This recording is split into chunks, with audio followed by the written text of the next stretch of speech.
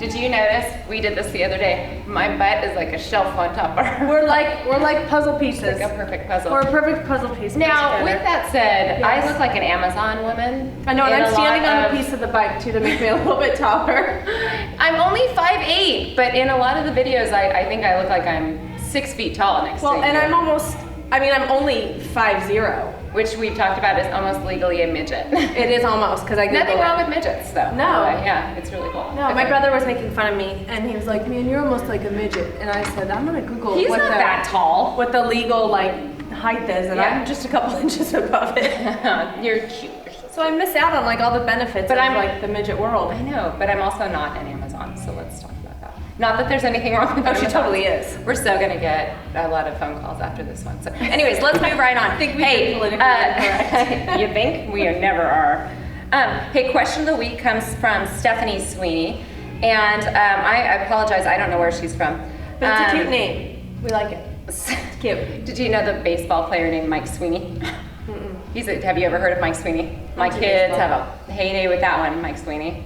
Get it? Mike Sweeney. Really? It took you that long to... No, and I'm being serious. I didn't make it up. It's not a joke. No, there is an funny. actual professional baseball player whose name is Mike Sweeney. I'm going to see how many times I can say it. Be careful how you say that. No.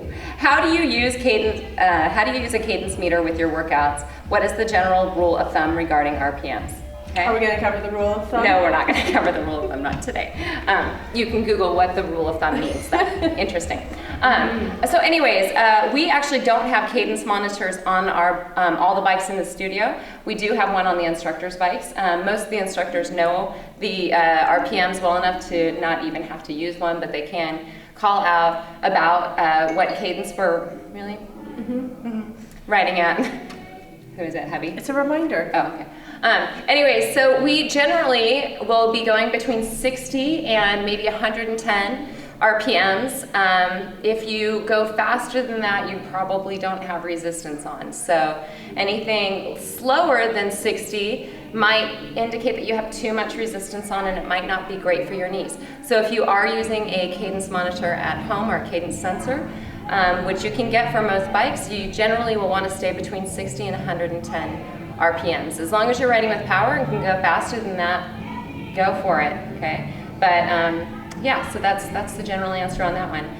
Trainer tip of the day, I'm gonna go ahead and, I'm gonna jump right into that. We're already there. Yeah, is make circles, not squares when it comes to your pedal stroke, okay guys? So I like to visualize, or I'll tell people to visualize a clock on either side.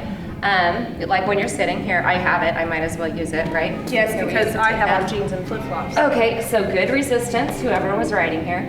And so what I'll think about is there being a clock right here, and with the ball of my foot, I'm gonna try and hit every single number on the clock. The hardest number to hit for most people is gonna be that 6 o'clock right there, because most people are gonna pull straight up, and you don't wanna pull straight up. That's where you hit the square, right? That is where it becomes a square instead of a circle. The song Aquarius just popped into my head. Oh my gosh. Anyway, so right when you hit about 5 o'clock, which would be right about there, right when you hit about 5 o'clock, you want to start your up and back motion, okay, to make those circles. I also tell people the analogy, right when you hit about this point right here, about 4 or 5 o'clock, pretend like you're scraping gum off the ball of your foot, because the push is more natural. It's that pull, it's mostly the back of the pedal stroke that people struggle with getting that circular motion on. So try those tips and tricks and see if they work for you. Trainer tip of the day. And if you go into that square motion too, you leave a lot of muscle groups out that should be working that aren't, Right. because you skip half of your leg. Right, which is where people get quad dominant. Quad dominant. Quad dominant. Yeah, so where their quads. Wasn't there a skit about that? Oh, that, the Quad dominant. Quad dominant. Okay, we have to change sides. Okay, yeah, I know, I was totally uncomfortable there for a minute. I know. Okay. Anyways, so if you look at a leg of someone who's well balanced, their hamstring should be pretty close to the same size as their quad. Normally about a 60 to 40% difference there, meaning the quad is 60% and the hamstrings 40%. So try and balance that out by really focusing on the back of the pedal stroke, okay? What are our Studio Sweat On Demand releases coming out? That's a fabulous question. Okay, do you know? I do, because it's right here. Very good. Sunday, Brooke comes out with a small group training, Okay. which I think would be phenomenal. So many people have been asking for the Yeah. small group training. All you'll need for that is a set of dumbbells, maybe 2, okay? So you can see that at the very beginning of the video when you click play. So click play, find out what you need. Make sure you have it available. Did she use a resistance band, Eric? No. Do you remember? Okay, so just 1 or 2 sets of dumbbells for that one. Do you remember? She actually used 3, medium, light, and heavy. Okay. Extra heavy. All right, so, but use what you guys have. It's an incredible workout, all floor work, so. Okay. Fun. Yeah. And then Thursday, Mike comes out with a spin score, a spin score, Okay.